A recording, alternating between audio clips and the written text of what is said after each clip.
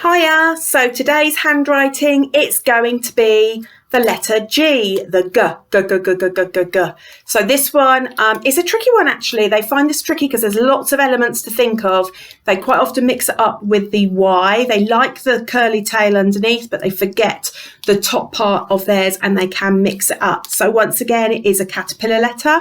Once again, they have to be able to do these three before they can move on, because you'll see that as we go, and this one goes underlined. So once again, this one's quite handy to look at and talk about first of all before we go anywhere. You can see the curly caterpillar C there. You can see that this looks like I'm going to do an A, but this one comes back down, and instead of doing a tail, I'm going underground and I'm looping it round and back onto the line.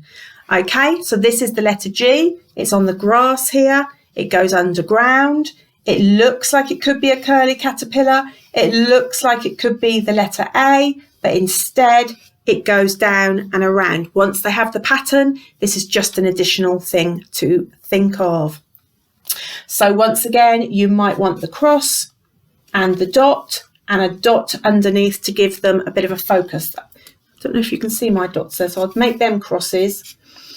So you can see them a little bit better, and they just come right underneath each other. So we would start on the line as if you're doing your curly caterpillar, swish it round, stop, back down, touch the line. There's your curly caterpillar. Now you're going to carry on as if it's the letter A. So you go up to the cross, straight back down, but we don't do the tail. This one goes underground. We go under, loop it around, and then they just go to draw it as if it's coming back onto the line. Lots of them find that tricky. I'll just model it here. So they would go down, give it that loop like that, and then when they get to about there, they just draw a line to draw it back onto the line. That helps them a little bit with the guidance with the line. That's why you always need to have handwriting. So I'll give you one more with this one. It is a tricky one. For some reason, they'll do a Y, or they'll get so far, and I think it's because they can see so many letters. So they have to be really secure in their A before they move on to their G.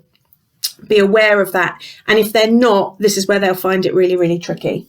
So we start on the line, swish it up, stop, back round the caterpillar, touch the line, up, down, all the way down, loop it round and touch the line. And all they need to do is touch that line, because once again, when they're moving on to the joined handwriting, that will then form start on the line for the next letter.